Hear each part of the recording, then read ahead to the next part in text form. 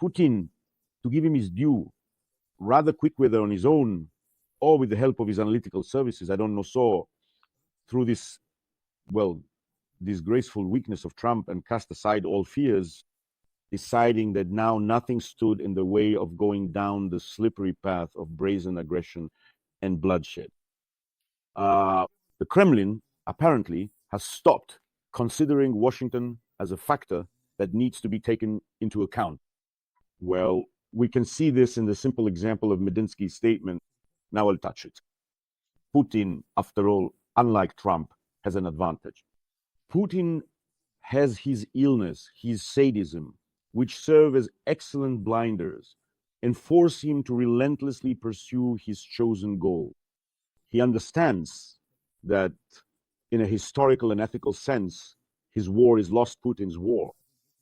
Even if he manages to grab a couple more small towns and 40 ruined villages, it's still lost because there is no submission, no desire to bow down and surrender. There is none of that in Ukraine. It never took root. In Ukraine, which the Kremlin ghoul has been tormenting for the 4th year in a row.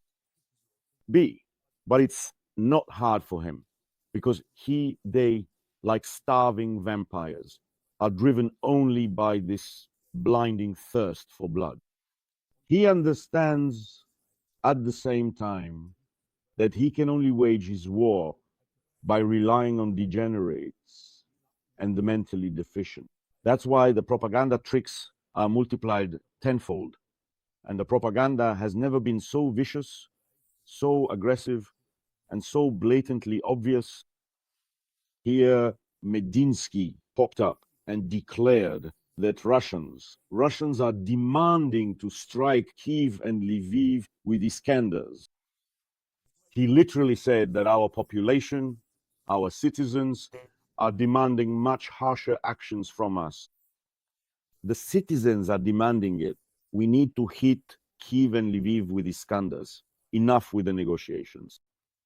This is a direct, verbatim statement from Medinsky. Well, you can't call Medinsky an outstanding liar. Not at all. He does well, of course. He lies diligently, he lies regularly, because, well, he's 100% Putin's man. But by his very nature, as it were, being fundamentally a colorless creature, Medinsky is, in truth, hardly a star. Everyone is generally used to the dull and persistent lies of this former Minister of Culture, now a successful hack writer and courtier. However, this statement of his about the demands of the broad masses to strike with cluster munitions, and in some places even demanding a nuclear strike on Kiev, Kharkiv, and Lviv, that is not a lie. That is indeed the case. It was possible to monitor about 1,000 public groups, channels, and mass media outlets in the Russian Federation. All of them joining together in a chorus are indeed demanding decisive and deadly bombings of Ukraine's main cities. There, innkeepers twisted with malice, seamstresses, academics, generals, market women, workers, and peasants all thirst for rivers of blood at last and for final ashes. Well, this is all clear. Russians are infuriated that for 3 years now, what they call some Ukraine has been wiping its feet on their national greatness. After all, the only thing Russia really has, when it comes down to it, is its scariness. There are simply no other reasons to be proud of the country, at least at the present moment. There haven't been and still aren't any. So basically, it's this idea that, yes, we're a dump, but we're a terribly dangerous dump. And this notion has always been the cornerstone of Russian national self-identity. In the 18th, 19th, 20th, and 21st centuries alike. And this cornerstone, after almost 3.5 years of war, is already starting to crack and crumble. The great idol of invincibility is falling apart. And besides it, there's really nothing else. That's why the Russian people are in unbearable pain.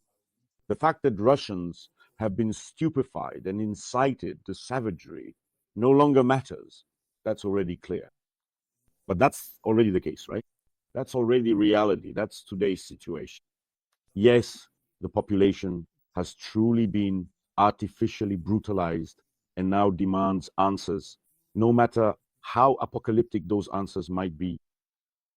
Granted, it's probably not right to speak for the entire people, but we don't hear any voices of opposition. Nowhere except for a few remarkable individuals who stand up against the authorities, against the regime, against the apparatus of violence. And there are very few of them in Russia today. Nowhere do we hear any objections. And as for the talk that, well, actually the people don't agree with this. If these people truly disagreed, they would easily find a way to unite, at least once, in a 2 million strong demonstration. That alone would be enough to make the Kremlin soil itself and radically change its course of action. Because the Kremlin isn't afraid of Trump, but it reads the mood of the Russian rabble with the utmost fear. And because this has struck at the most sensitive spot of the Russian people, the so-called winner's gene, the Russian Federation's army, has tripled its efforts. And finally, last night, bombed a maternity hospital in Odessa. Well, in addition, they managed to thoroughly terrorize residential high-rises in Kyiv, Sumy, and those Ukrainian old women in blood-soaked sheets, maybe, for a couple of hours. They can quench the thirst for greatness and satisfy that very winner's gene. Or maybe not.